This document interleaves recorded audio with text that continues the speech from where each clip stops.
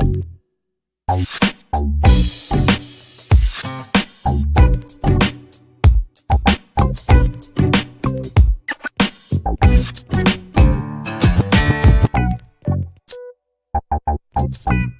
loading.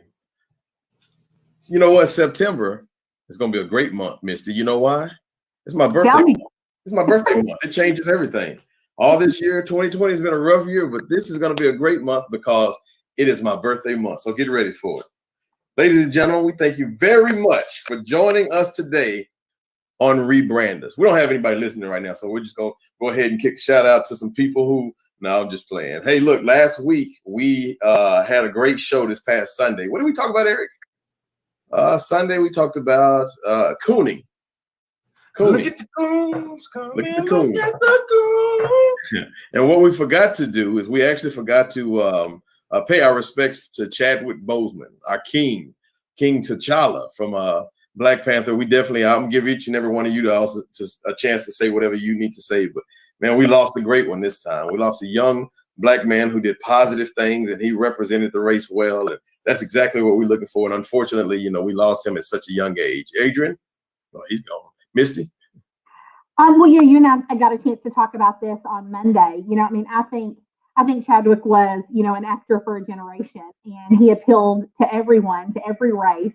We shared, I'm a Marvel junkie, and Black Panther by far has been my favorite movie out of all of them. And we hope that it continues and that his legacy continues. That in a lifetime, you can only hope to play one of the roles that he portrayed.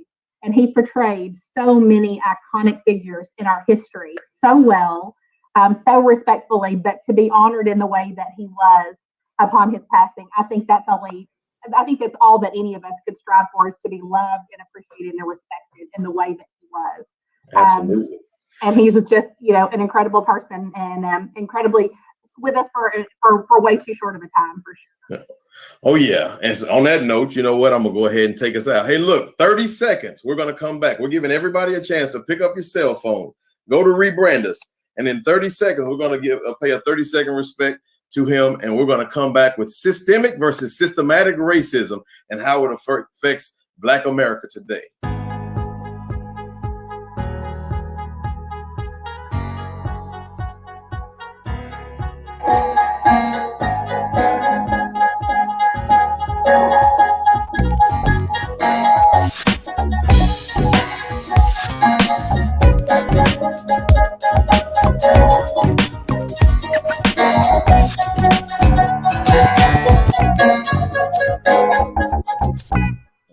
All right, we are back.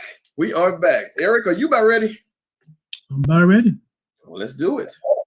So we are about to show a clip of President Trump. It's really not about Trump necessarily, but it's the question that the reporter asked him in regards to, do you think there's a problem with systemic racism in America?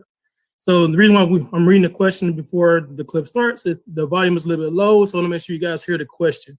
But you should be able to hear Trump's response to this. Like I said, not necessarily about Trump himself, it's about the actual question. Systemic racism is a problem in this country. Well, you just keep getting back to the opposite subject. We should talk about the kind of violence that we've seen in Portland and here and other places. It's tremendous violence. You always get to the other side. Well, what do you think about this or that? The fact is that we've seen tremendous violence, and we will put it out very, very quickly if given the chance. And that's what this is all about.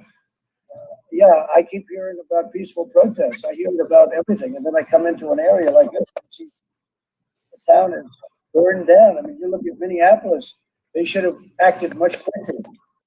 When we got the National Guard in there, a half an hour, they form, they walk, and they haven't had a problem of any consequence since. Okay, now that is the response from your president. And again, it had nothing to do with President Trump, but the response that he had about systemic and systematic racism in Black America. So let's get started, y'all. 1/2 of 1%. 1/2 of 1%. If I give you $1, that means you have to give me back 99 cents and then half of one of those pennies that you have left, that 1 penny that you have left. 1/2 of 1%. That's the astounding low amount of wealth that Black people had the day slavery ended. No reparations is promised to establish the Black community. No grants, no stimulus packages, no economic benefits of any kind to help boost the once enslaved people. But instead, they were given peonage or debt servitude, aka more free labor. People often ask, why are there so many Black people in prison? Answer, because that's how the system is made. And it's embedded in the structures of society methodically. That sounds familiar to you. Well, that's because that's the very definition of systemic racism and systematic racism combined. 1/2 of 1%. That's the astounding low amount of wealth that Black people have today. It's not by accident, it's by design. And today we're going to talk about how it's done. Ladies and gentlemen, my name is Anthony Goodson. We have our crew on here today. I'm excited about the crew that we have. Andrea Smith, I think she's having trouble getting on. We're going to fix that up here in just a little bit. We have Misty. Hey, Misty. Hi, guys. We have Adrian the Ace. What's up, world? Like this Brady bunch. Eric, what's up, Eric? What's going on, everybody? Hey. Kimberly Dow. What's up, family? Hey, and this is my girl. It's Eric's girl, Christina Williams. What's up, Christina? So glad to have you on here today. Hello. I'm so glad to have you on here today. So I'm going to be switching Andrea out with some of you guys throughout the show. Supposedly, according to StreamYard, we were going to be able to have 10 people, but I don't know exactly what happened there. But anyway, systemic racism and systematic racism. That's what we're talking about today. So everyone, feel free to send in your comments because we're going to talk about this thing today. Eric, what is systemic racism? Systemic racism. I had a definition already to pull it up, but I can't find it right now. But my understanding of systemic racism is it's a system put in place. You got it pulled up? I've got it. So by definition, institutional racism or systemic racism is a form of racism that is embedded as normal practice within society or an organization. It can lead to such issues as discrimination in criminal justice, employment, housing, healthcare, political power, and education, among other issues. So I guess you probably can't really, Christina, know much about systemic racism unless you know a little bit about systematic racism as well. Do you know what that is? I mean, I feel like it all, I feel like, well, I guess like she was just saying, Missy was just saying in private practice, like in how we do things, how we conduct business, how things are constantly, just understanding that there's a system built around it that we can't, it's not something easily that's even sometimes recognizable. So, you know, understanding like redlining and, you know, different things that we always thought, oh, okay, this is just a Black neighborhood versus a white neighborhood, but really not understanding that there was a whole system built around that and why that should be. And why, you know, there's not as much money invested into some of these neighborhoods.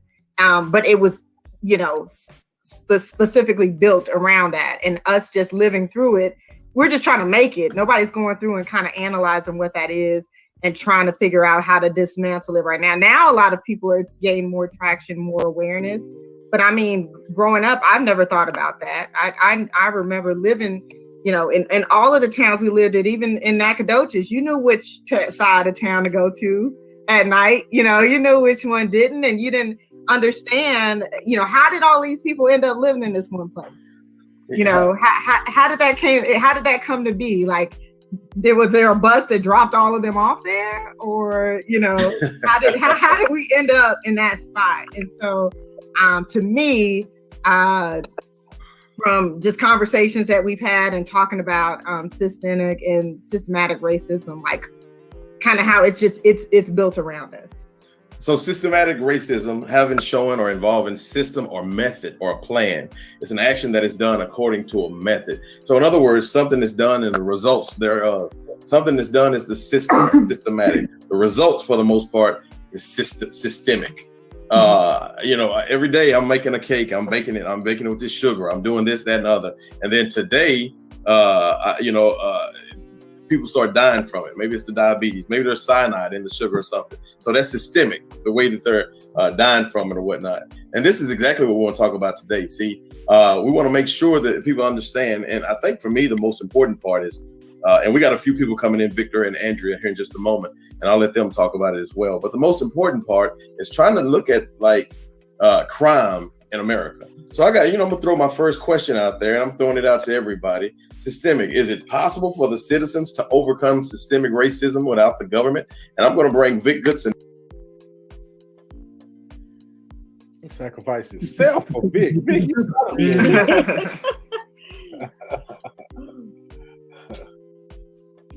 Well, he wasn't ready. So Vic Goodson, I'm asking you, I'm gonna take out Misty for a minute. So Vic Goodson, is it possible to for the people, is it possible for the citizens to overcome systemic racism without the government at all? You're on live. Okay. Fuck. Yeah, you're on live, Vic. Okay. News. I don't know. All right. I'm sure Andrea is ready. Andrea, you're on live. Can you hear me? Is it possible for the people to overcome systemic racism without the government? I think it's possible. It'll just be harder. So it's just a question, how fast do we want this to happen? Do we want another 400 years or whatever? So the answer to that is yes, it'll just be harder and longer.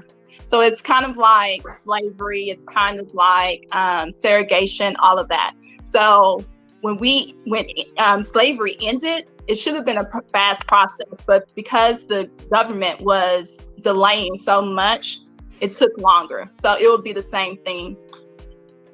So I'm gonna ask everybody this, including Misty. How can you identify systemic racism? I can comment on this. So the best way that I can describe systemic racism is my life is easier because of my white privilege. Your lives are inherently more difficult because of the discrimination that you face because of systemic racism. Because that's what systemic racism is. It is a form of discrimination. It is harder for you to fund education. It is harder for you to buy a house. If Kim and I commit the exact same crime, I may get a misdemeanor and a penalty to pay, and she may do hard time for that exact same crime. The systematic issues that exist. So to Andrea's point, I believe systemic racism can be corrected, but I think there have to be systematic changes put in place by the government and by societies to make that happen. Simply because of the color of your skin, and not just this is all persons of color, whether they be Middle Eastern, whether they be Black, whether they be Latin or Hispanic. Simply because of the color of your skin, you face an uphill battle that I do not face. That is systemic racism.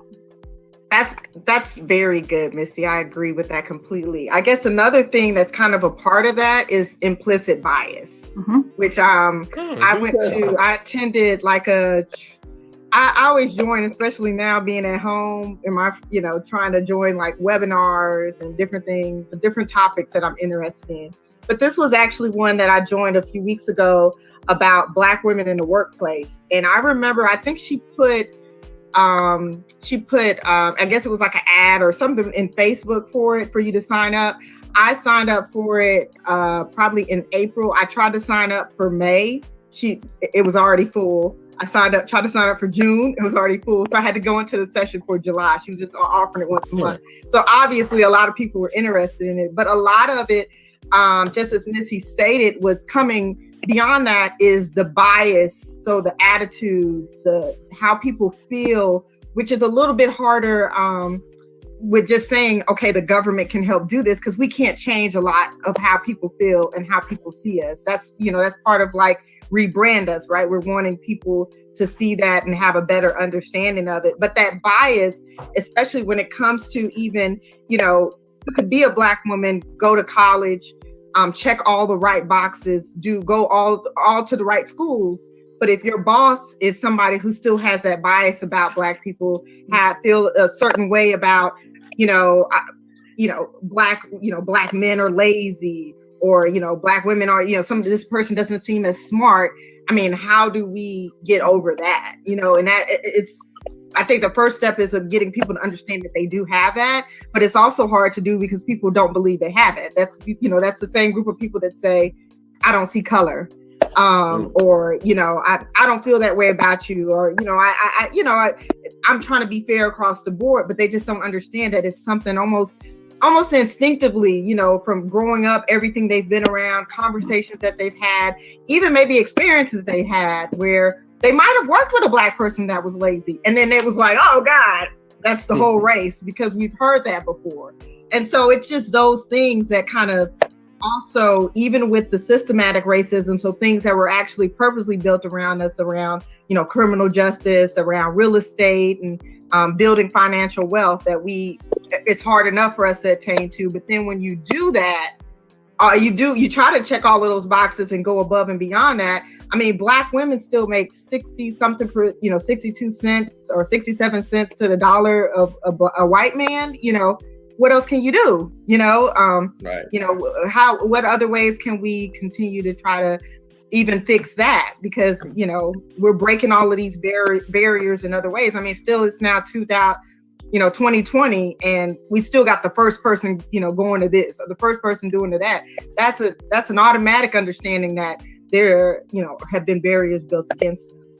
So Vic, how can you identify systemic racism?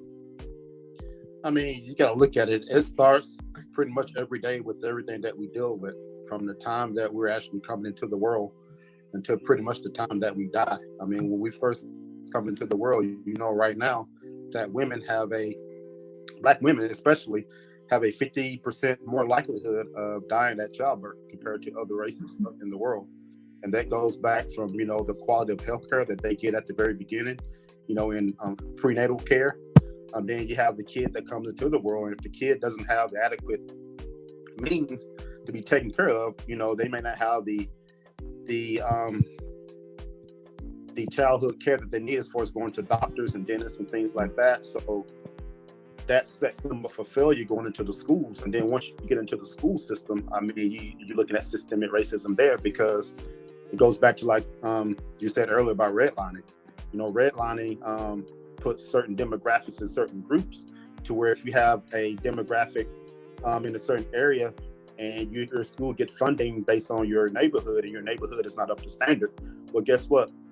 That school is not going to get the proper resources that it needs. It goes from, you know, materials to books to teachers. And so, you know, it just starts from the very beginning. But a lot of people don't realize that, because it's been like that all their lives and all their parents' lives. But it's up to, you know, people like us to, you know, point those things out to make change. You know, I think it's important to let everybody know too. I always try to kind of ground the conversation in regards to why we're having this conversation today. Brie Brennan definitely believes in how you really can't solve a problem until you get to the foundational root of stuff. And this is something that's been rooted in this system in our country for a long, long time, right?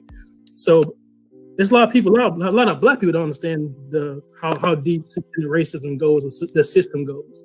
So I can imagine white people trying to understand this at this point, or any other race trying to understand it at this point. So this is an opportunity for us to kind of converse about this topic, educate ourselves, educate others, and then the conversation continues from there.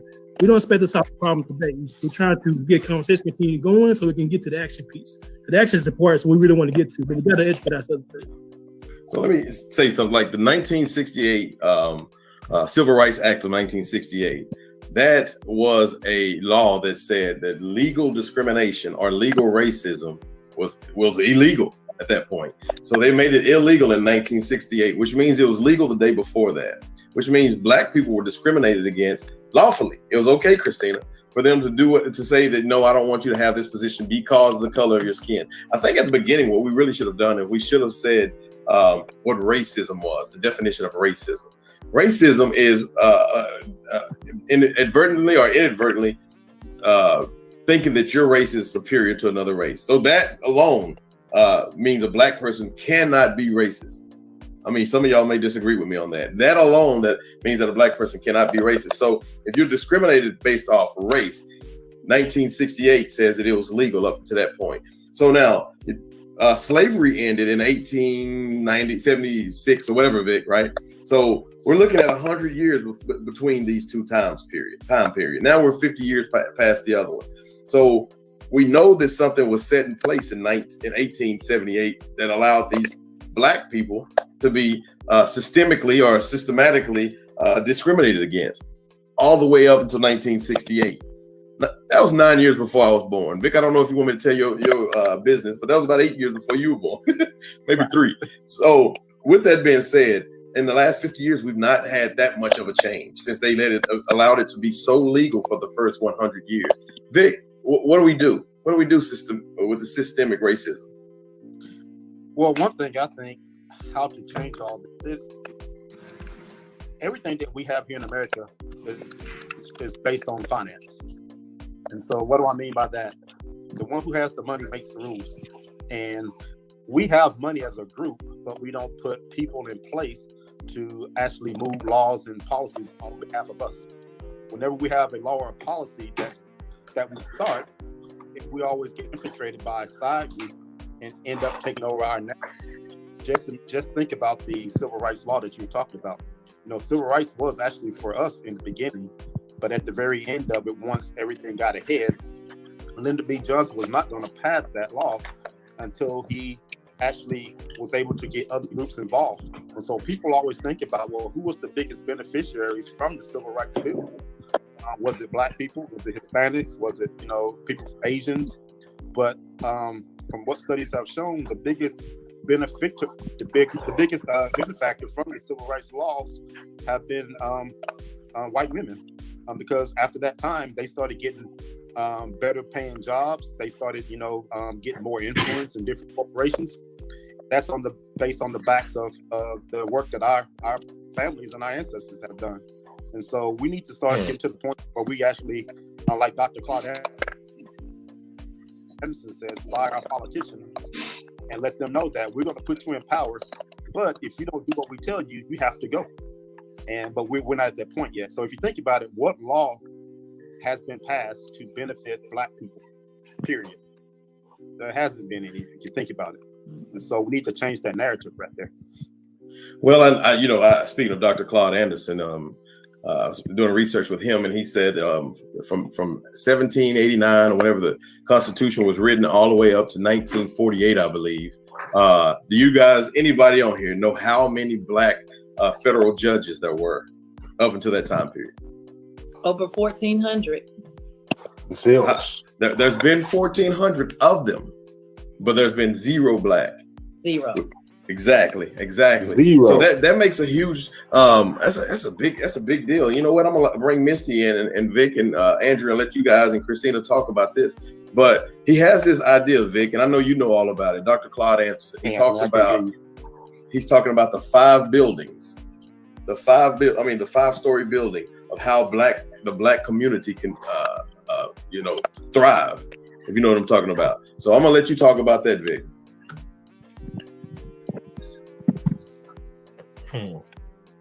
Okay. So I guess Vic don't hear me. Okay. Talk together. It's okay. So basically, there's a 5-story building, or better yet, you got 5 levels, and how Black people can vibe, and it's all about economics. I mean, and systematically. Now we're talking more systematically. Black people has not really conquered having any kind of finances, right? So the 5 buildings, number one, you have to start your own businesses. You have to run your own businesses. And the second side is you have to start getting into politics. And he says, it's very funny that he says this, you cannot have politics without doing the business side. Once you get the politics, once you get the business down, you get the politics. And Andrew, I want you to talk more about that. After the politics, then you can start making sure you got the judges in place. Then, Christina, you want the media. And the last thing that he says, and this is very interesting, the very last thing that he says you need is education. Now, don't get me wrong. I'm not saying don't educate yourself, but the last thing he says is go off to somebody's college. Because see, the value of college is only placed by the person who's going to hire you. So I'm gonna let you guys talk about that, and I'll go through it again. Number one, you need to have all the businesses that you possibly can. Number two, you need to do politics. Then number three, he says, is you need to then have judges in place, people in place. 4, you need to have media set in place. And then 5, Misty, he says education.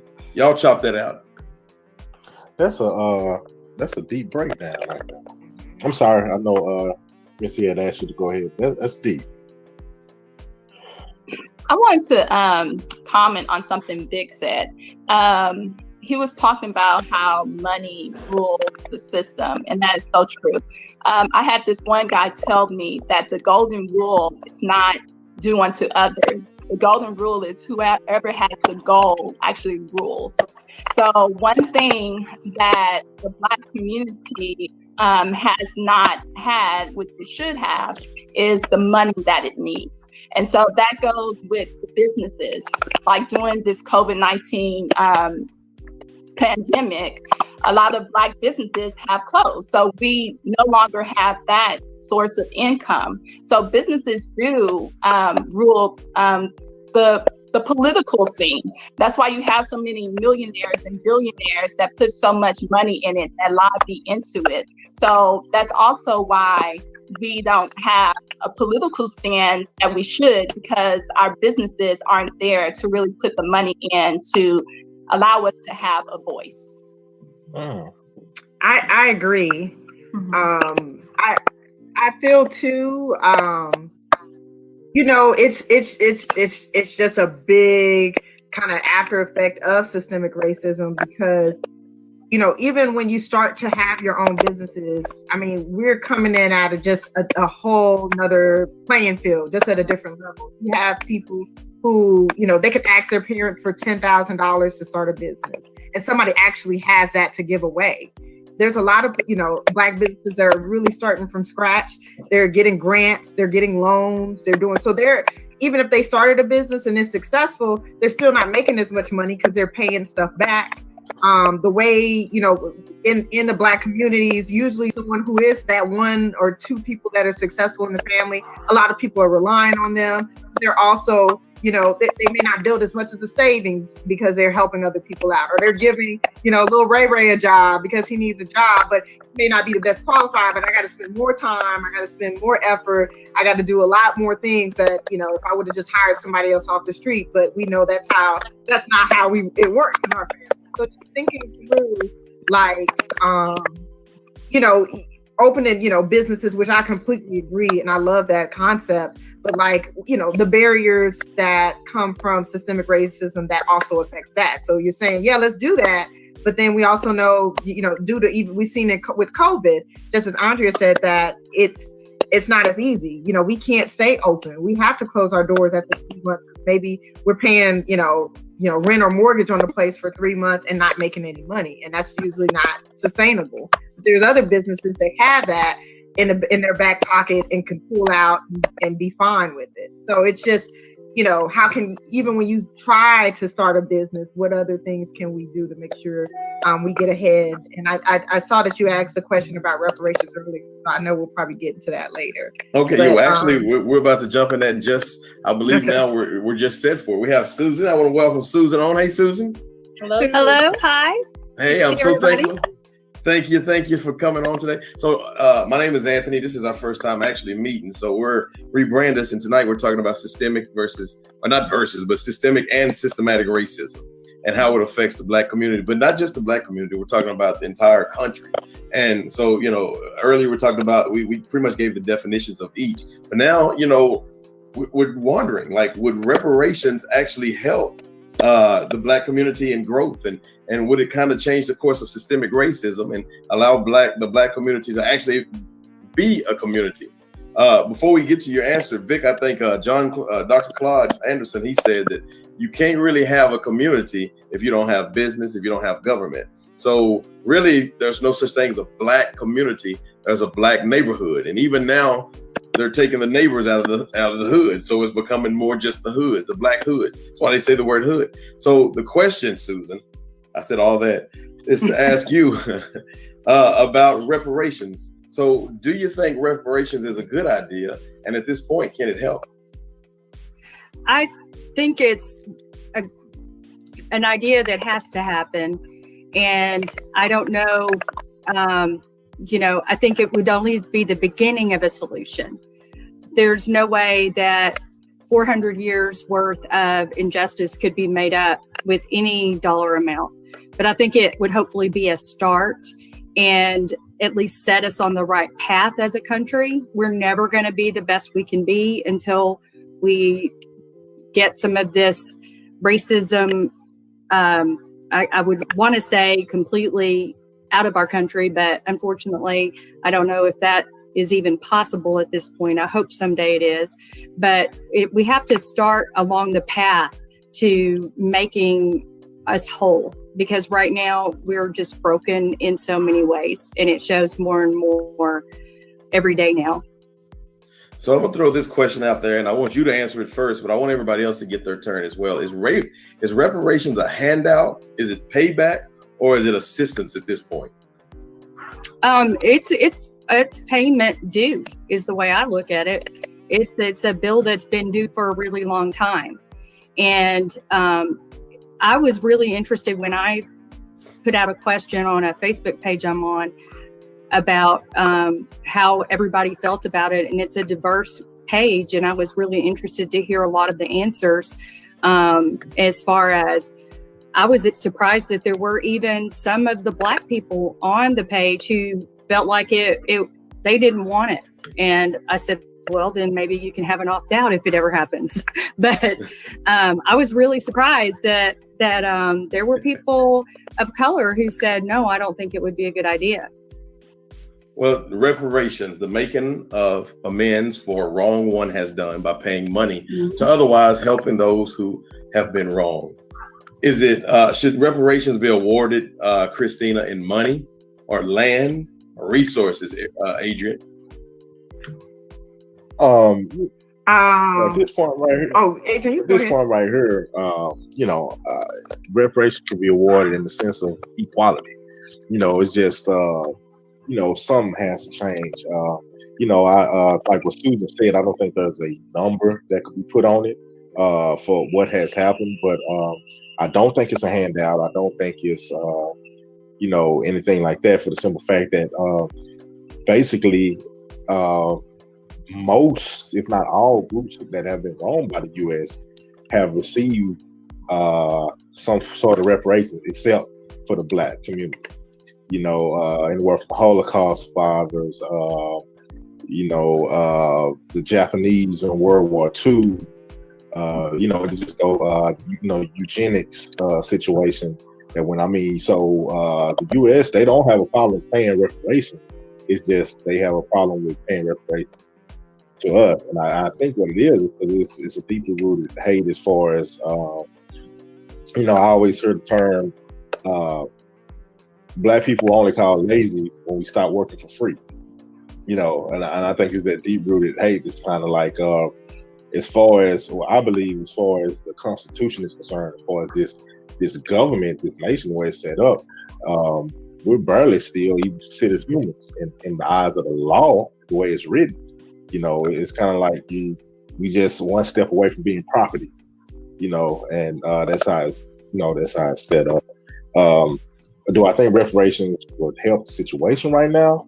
I think that would be dependent on us. What we chose to do with the money. Will we all these plans we have, everything that we see, will we use this to do something positive and to help each other and to build each other, or will we use it to be crabs in the bucket? It's like we can't. Just being honest, we can't, like the David Chappelle episode. Cadillac can't be the number one dealer. Everybody can't get a Escalade. Every weed man get instantly rich. Truck full of Newports. So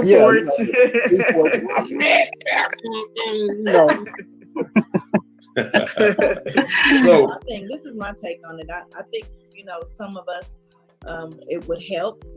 I'm not going to say it would hurt anything, but I think we also need to be educated on how to flip our money to use it to our best benefit as well, so that we can come up as a race and can't come up as a people, and so we can support each other and help each other come up. Reparations, I'm with you, Susan, is definitely due. I'm totally with you on that, but we have to know what to do with it. So we have to educate ourselves on what to do with that reparations. the money, whether it's land, whether it's whatever services or anything like that, so that we can we have to know how to help ourselves. So and unfortunately, some people don't know what to do with it. So that's where we would have to help each other as well. Well, Susan, how much was 40 acres and a mule worth in 1865? The cost of an acre in 1865 was roughly about $10. 40 acres divided among a family of about 4 comes to 10 acres per person, or about $100 for each of the 4 million former slaves. So it wouldn't have been a whole lot of money. Now it would be tons of money. So what I'm gonna do is just throw this out to you, Susan, and I'll let everybody else speak on it too. But how much money would be enough money? Well, I've seen figures everywhere from maybe, $10 trillion to like $1 quadrillion. So it just depends on how they figured it as far as the value of, if they want to look at all of the years worth of labor, or if they want to look at the 40 acres and a mule, or if they want to look at both. But I've seen figures from about 10 trillion to over $1 quadrillion. There are, to me, other ways that could, besides monetary, that could be considered. What about tax deferrals, student loan deferrals? What about tuition? Yeah, free education. Free tuition. Yeah.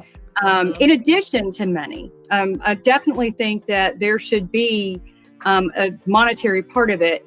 But if you looked at other possibilities, interest-free home loans, a lot of other things that could, together with money, kind of bring people into a better position to start to have the kind of success that they need, that's not just about monetary. You know what? Let's take a vote real quick. How many people say Susan for president? I need my student loans paid. my mortgage can be paid off. Hey, what's up? I see Jacob down there. Hey, what's up, Jacob? Jacob's going to be on next week. Andrew, what do you think? How much is enough money? What's your strategy? America can put a dollar value on this, just like they did the stimulus package. But it can't just be money. It has to also be programs too.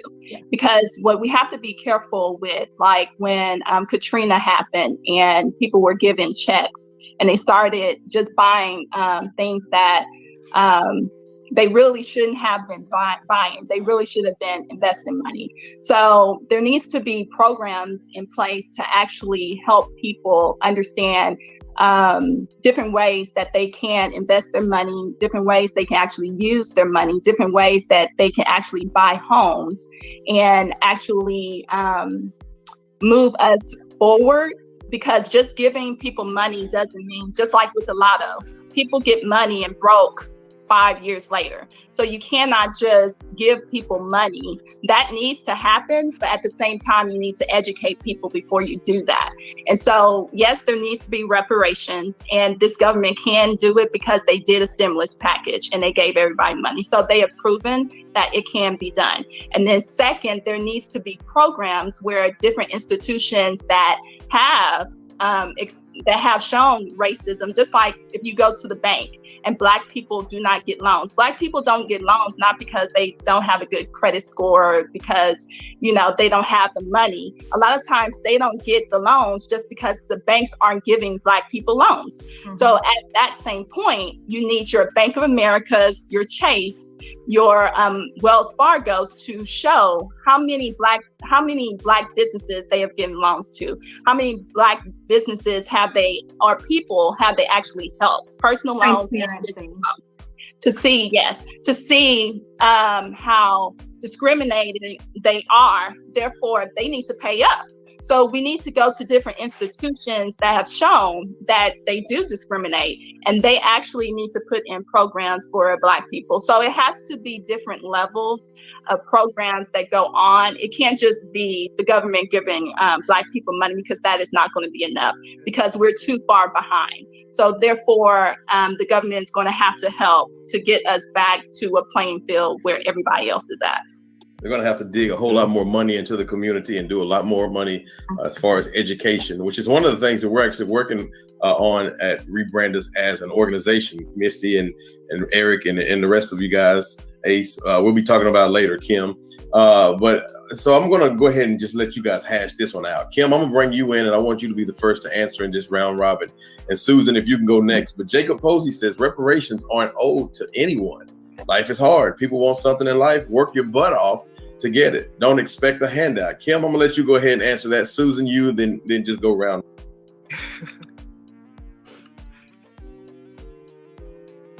Okay, so reparations are owed, because if reparations weren't owed, then it wouldn't have been paid out in the past to Indian Nation in Oklahoma, to all the Indians, to Japanese, like to the Holocaust victims, just like Ace said. So yes, reparations are owed.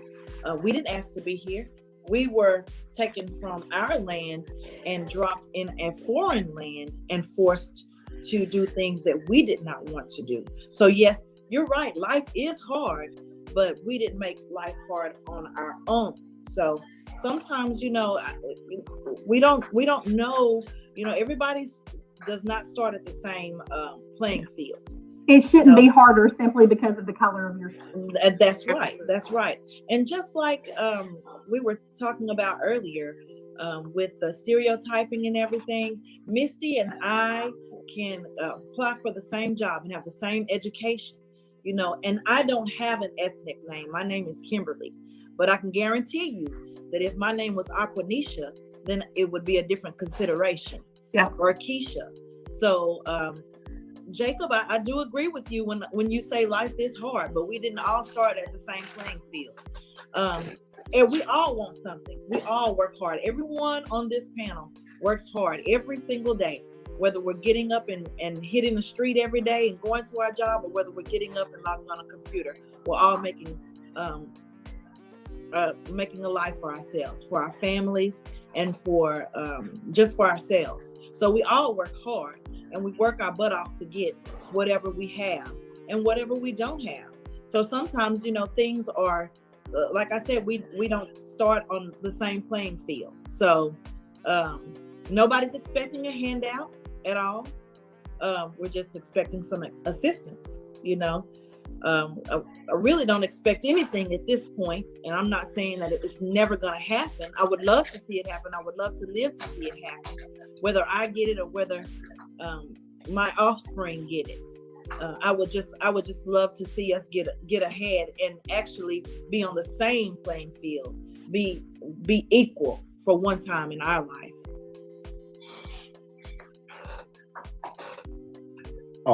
Okay. Is it Vic, as far as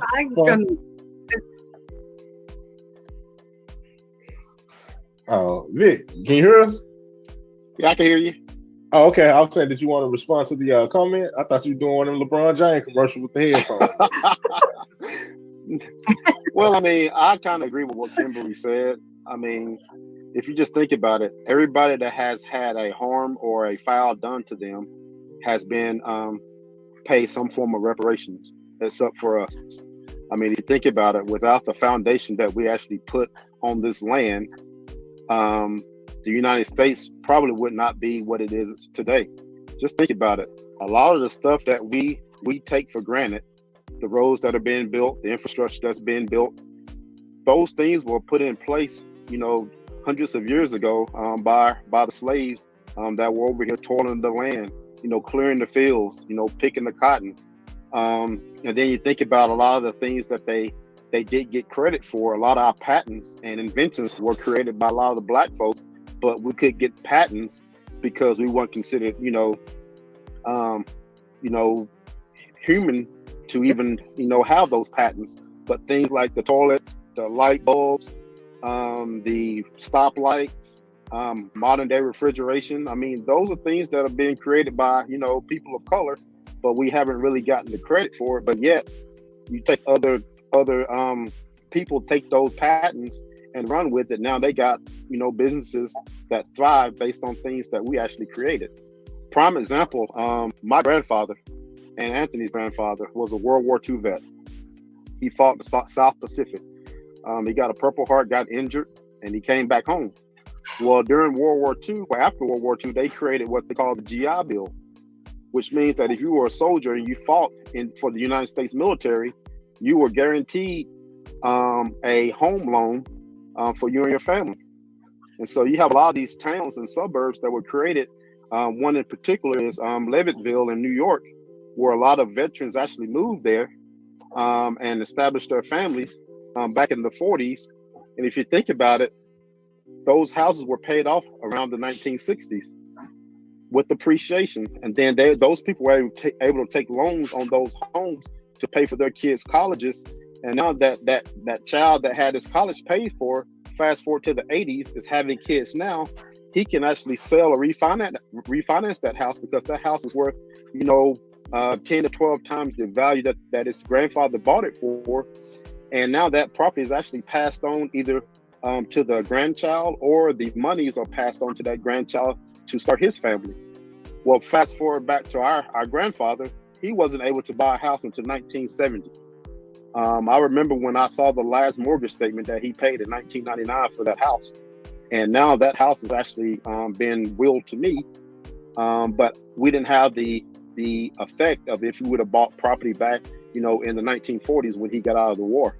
And so those are the things that are systemic that we have to think about, that direct us, in all different types of ways. Just imagine if our grandfather would have been able to buy property, in one of those cities, where would, Anthony and I be right now? I mean, we're doing okay, but we could be a lot further ahead, per se. And I mean, it's story after story after story that I hear about this. And I have a degree in finance. And like Kimberly mentioned earlier, my name is Victor Goodson. I mean, I don't have a very ethnic name also. And it's been to the point to where I've actually done phone interviews. Everything's fine, made it all the way through the interview process. And then I get to the board where they actually have to sit with me face to face. And, they have that crazy look like, who let this guy in? But things like that shouldn't happen. But we have to find a way, to create the norm to where everybody's accepted, based on their merit and not, the color of their skin. So Susan, getting back to you, so 40 acre and a mule. I mean, that's obviously not going to happen at this point, but let's just say a monetary value. Let's say, Susan, they say, okay, we're going to give each black family, I don't know, $1 million. Is it wise to take, say, 25% of that $1 million for each black family and invest that back into education on how to spend this money? Would that be ideal, or would that make sense? I don't feel like it's for me to say. I guess I have a right to have an opinion, but it really seems like the Black community should be the ones to decide on that.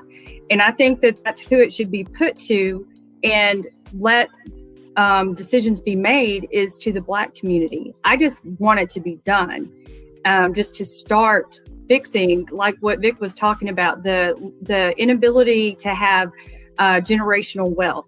That is huge, that white people take it for granted. They totally take it for granted. And, the GI Bill, when it was passed, the problem was that then it was put to the states to administer it. Well, then state by state, it was going to totally depend on what kind of state you were in as far as your state government, whether it was Jim Crow, et cetera, whether or not you got any benefit from that. So a lot of Black veterans had little to no benefit from it. They had tuition benefits that they couldn't even go to the schools that were close enough for them to go to because they weren't allowed in. So there are so many issues there that as far as anyone thinking that people need to work their butts off, Blacks have been working their butts off for 400 years. And that's just completely mind-boggling to me how people can still have that view. There's just so much education to be done. And I honestly feel like, for me, I think that it's really up to me to have too much to say about what I think should happen. I just think that it should happen. And I do hope that it would be levels besides just monetary, just because, number one, I think that it does get to more parts of the issue. And number two, I agree that where there's a will to spend money, the U.S. has always spent money. But since that is one of the arguments against it, if it wasn't all monetary and some of it was sort of things that would be not felt as hard on the economy or the GDP or whatever you want to look at, that they would throw at you. That I don't think there's ever enough to repay it. Honestly, from my standpoint, I don't think there's ever enough to make up for it. I just think we could start the process of trying to do the best we can to make it better. So, I wonder, and I'm gonna throw this question out there, and I'll go out again, let Eric and everyone else answer. But I wonder, you give reparations. What does that do to America? Is that, because if all of a sudden the Black community becomes a community, and then they're financially together, and then they got their own government, and then they have their own media and so forth that I mentioned earlier, what happens? Does the United States become segregated again? Does it become socially segregated again? I'm gonna remove myself out, and Ace, I want you to answer that first and come back. First, real quick, because I didn't get a chance to reply to the comment.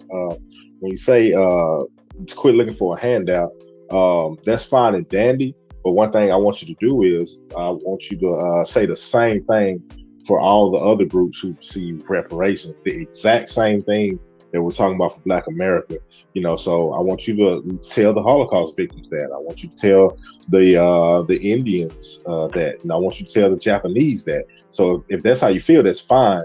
But don't just say it to Black people. I want you to say it to everyone, that they shouldn't look for a handout. You can look it up. I think as recently as, I think I wrote down, the United States government, as recently as 2016, 4 years ago, they helped the Holocaust victims receive reparations from a French railway company that had something to do with the transportation of the Holocaust victims. So they didn't go after the French by itself. The U.S. government helped them get reparations from them, along with the reparations that they paid. So I just think, like equal playing field.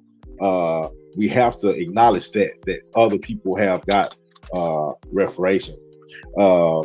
Another thing, as far as what you're saying is, would it help if we got reparations? I think as a community, that's when we would have to come together as far as financial literacy. People would have to listen. People would have to pay attention. We couldn't just get that. It's like when your kid kind of gets a lump sum of money that's kind of bigger than a kid should get. You're like, whoa, put that money out. Don't even, first thing they want to do is go to the mall and buy some video games or to the candy house. I think all three of my kids got more money than I do right now. Their mama set them up some stuff and it came through. And I wish I was Gary Coleman parents or something, but I'm just joking with that.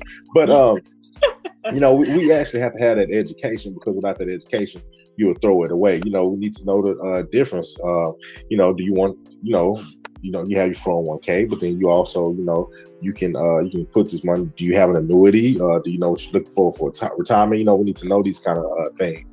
I think it's interesting. One thing as well, when we talk about financial education, insurance is the foundation.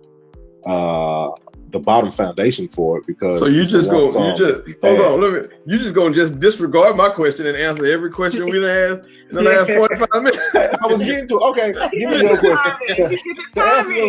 To answer your question, yes. In 1995, I scored 4 touchdowns in a high school football game, tying with the great Al Bundy. So I'll throw the question out there again because clearly he has forgot. Susan, Kim, Christina, Andrea, if Black people get reparations and did right by the money, meaning they started their own communities and so forth correctly, and what does that say to the United States? Is there going to be segregation all over again? Do we have social segregation from that? Because if you have your own communities, what's the use in going to any other community? How does that work, and what's going to be the repercussions of it? I would like to say we have to be careful with that. Prime example, there is a community near Houston called Fulshear. And that community, a lot of the slave owners gave the slaves land. The problem with that right now is that Katy, Texas, which is around there, because so many houses are being built, so many communities are being built out there, is actually driving the Black people out because their property taxes are too high now. So therefore, people that inherited land, they no longer can afford it because of the property taxes. So the land that their grandparents got from the slave owners, they've given it up because of the taxes. So therefore, if we are giving land, if we're given money, we also have to make sure the government protects us in some way, where we're not creating communities in which we can't even keep property. We can't keep certain things just because of how the system works. So all of this really has to be thought out, or we're just going to be back to square one all over again. Great. That's a good point, Andrea. Go ahead, Kim. And that just goes back to whenever Anthony asked the question, do we need the government behind us? And yes, we do. Like you said, it would make things go faster, and it would make things go easier. Just like when Oprah gave everybody a car. Nobody could afford the taxes on the car. So she came back and she took care of the taxes too. Because she wanted to gift them with that, and she wanted them to have that. I feel like if you have a system that wants you to thrive, then they will set you up for you to thrive, not to fail. So that's all that I have. That's all I have to say about that. You can go ahead, Christina. So there are a few things.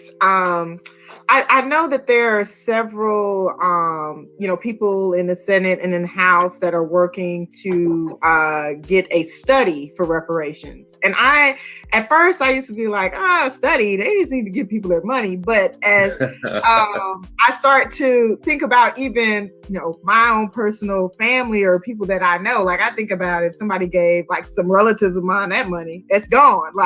so I think doing a study and thinking of all of the factors. So just even the ones that Andrea, I don't know if I was saying it right, but the ones that she talked about as far as like government and policies and things around that, because I know 40 acres and a mule, I actually know people whose family who have received, 40 acres. And, at that time, if you don't have that financial literacy, if you don't have that outlook of what this could be, for your grandchildren or your great-great-grandchildren down the line, and how this could be so important for you to keep, people aren't seeing that. And so I think at least the start of reparations, at least studying it and finding out and thinking of all of the factors that could affect it and what would be, most beneficial. But I do feel like it is old. You have to understand that even if you say 400 years ago, this country is not that old. If you think about all of the countries around the world that can speak to stuff, BC, we don't have that privilege. So if you're saying a country that hasn't been around that long, but most of it has been with slavery, that's a lot of effects that we're still dealing with right now. And it is definitely old because people were working for free to build the wealth of this country. The reason why this country can even afford to be capitalistic. I mean, the reason why these elections and everybody can throw out money all day for random things like this is because we started with that.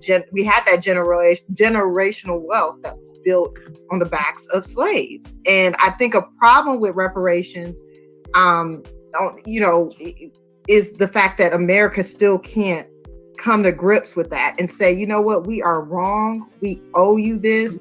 We apologize for this. This is the best that we could do. Even though, Susan, like you said, I don't even know, you know, how much you could put a number on it. You know, it's worth so much more. But we don't even have that start of people even acknowledging. People don't acknowledge systematic racism. People don't acknowledge slavery other than something that lived, you know, hundreds of years ago, where I can go to my grandma's house right now and see a great uncle picture who is a sharecropper. You know, we've seen these, you know, we know that they're family pictures that we have, an understanding of where we got our names from. You know, like my grandmother's maiden name and how we got our names and how it came to be. You know, the reality that Black people cannot trace back any Irish or Italian or any, you know, Scottish roots, because even though we just came from Africa, which is a continent, you know, unless you do the DNA search or somebody actually in your family was able to keep that information, we don't know where we're from. I mean, there's so many different effects that, you know, even just giving money, it's a mental thing around that too. And so I think I think it's definitely owed. I think it was a lot of damage that needs to be done. But one thing I remember, I watched an interview with, and I can't think of his name right now. He's always in like all of these comedies. He's from Canada.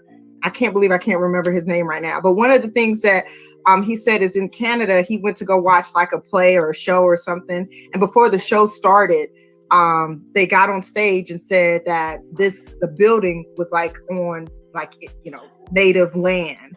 And they basically took a moment of silence and recognized that, you know, this is, you know, somebody's land, or, you know, these were people that we hurt or harmed in the past. Let's recognize that. And that acknowledgement to him meant so much. And we don't even get that. So I think that's the constant struggle with reparations, or what's going to be the effects afterwards, how we would manage, would we separate ourselves?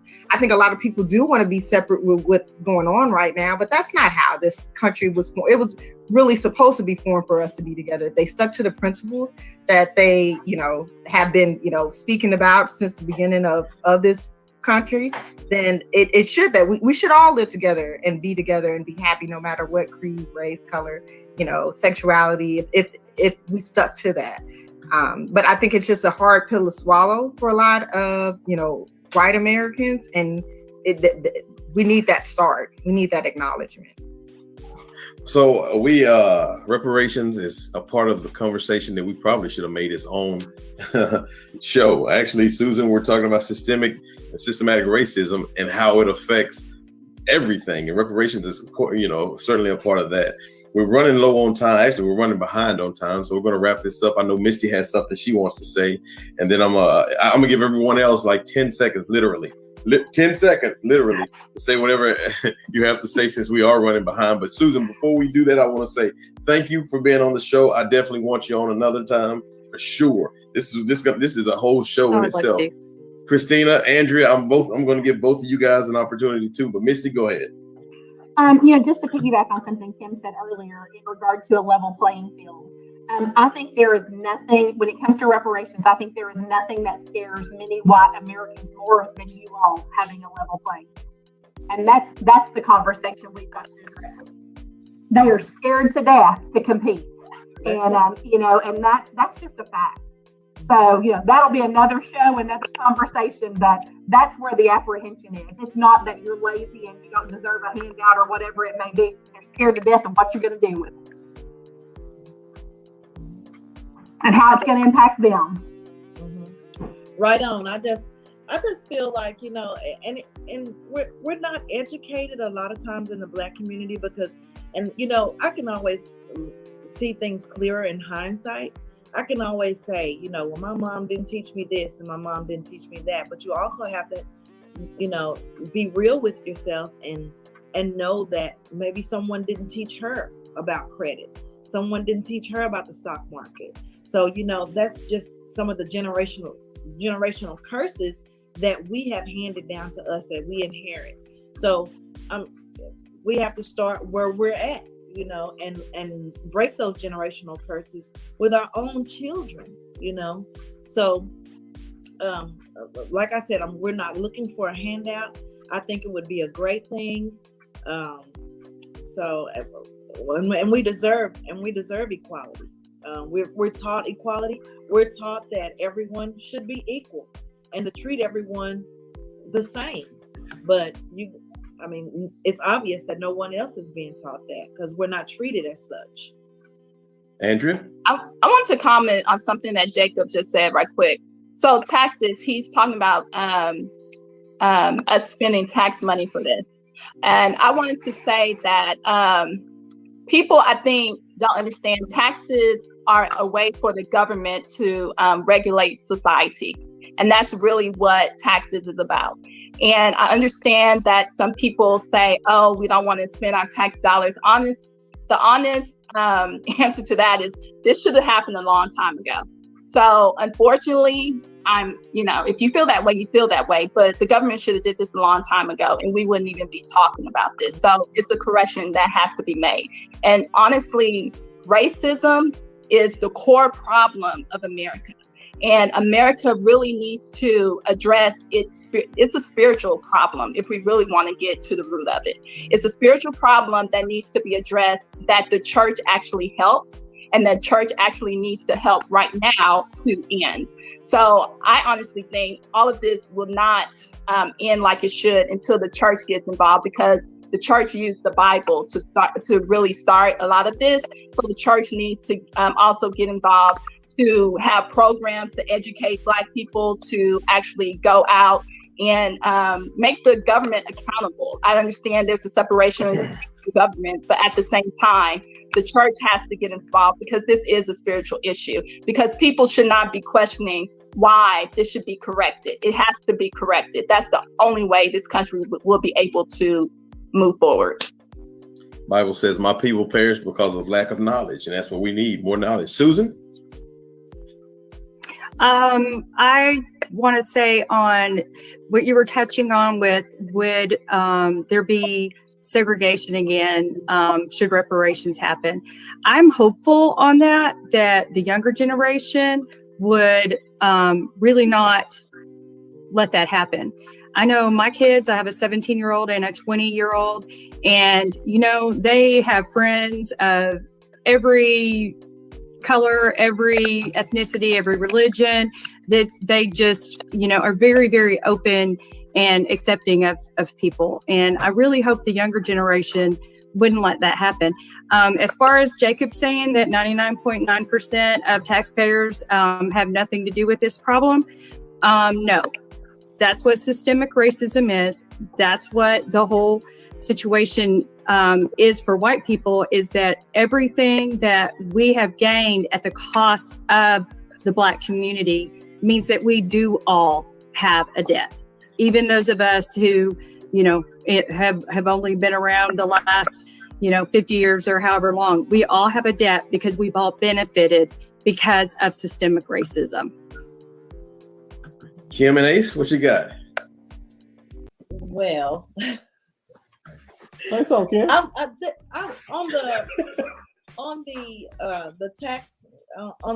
taxpayer thing. He's saying, you're asking the taxpayers to pay money for something that we have nothing to do with. Let me tell you a prime example. Okay, I feel like now some government assistance, I was not able to get, because I had a job, even though I was a single mom, But I did have a couple of people that I knew, several people that I knew that got everything from food stamps to housing, to childcare and everything.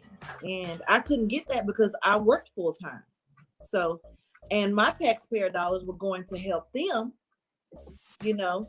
Black, white, Hispanic, something I didn't have anything to do with. And that I probably could have used the service. I could have used those programs, So it's no different. It's no different. We've worked for free for so long during slavery. Someone said that in a comment just a minute ago, and that is just the truth. We work for free. You've taken us from our families. You've taken us from our land.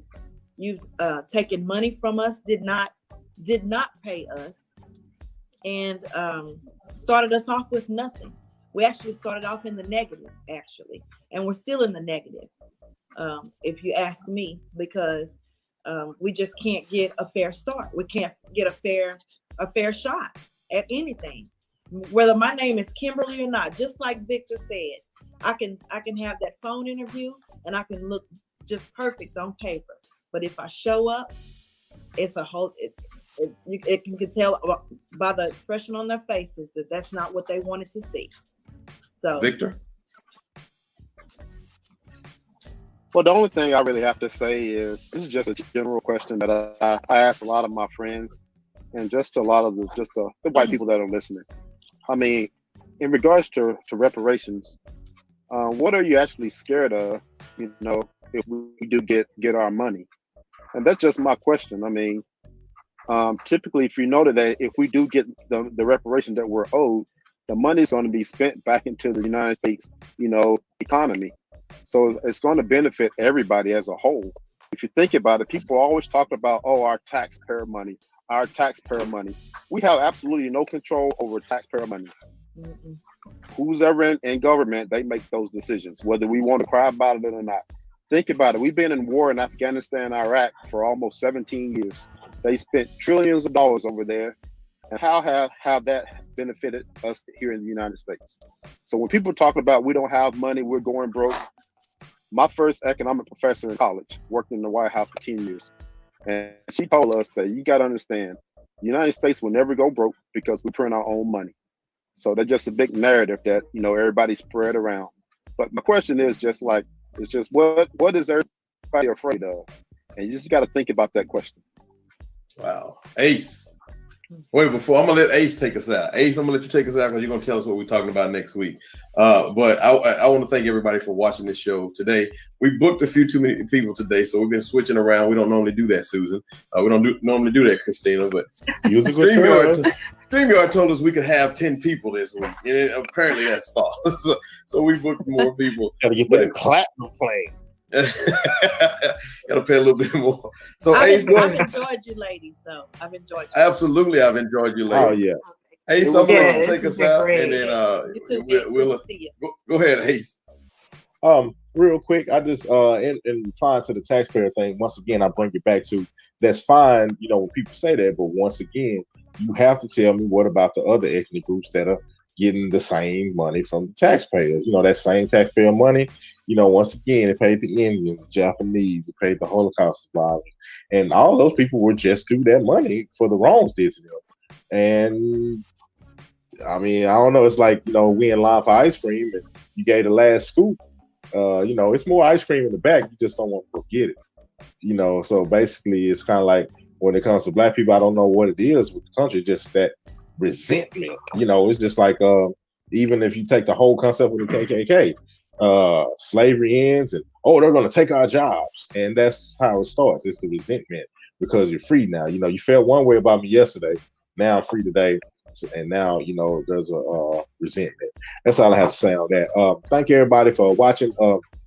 Shouts out to our people from Johannesburg that I actually saw on my Facebook Live. Appreciate you guys. I know it's a long way. I don't know what time it is there. Y'all told me you're going to be here, and you are, so I appreciate that. Guys, tune in next week. I've been trying to talk to some of my people, make sure we get an interesting show. Next week, we're actually going to feature British nationals that speak Ebonics. So we're going to be speaking with them. You know, it's called The Communicator. They keep calling me the effing governor. I don't know what that's about, but we'll see. Next week, we talking about white privilege. Actually, white privilege going to be a really good show. It's going to be 6 people or less. Next week, it's going to be different. Thank you all for joining us. Susan, once again, I thank you. Andrea, we thank you so much for being on this show today. I hope I gave you an opportunity to say your last words. Christina, who else? Vic, hey, that's my cousin, Vic. And by the way, Vic, so you get the house. Is there any? He said you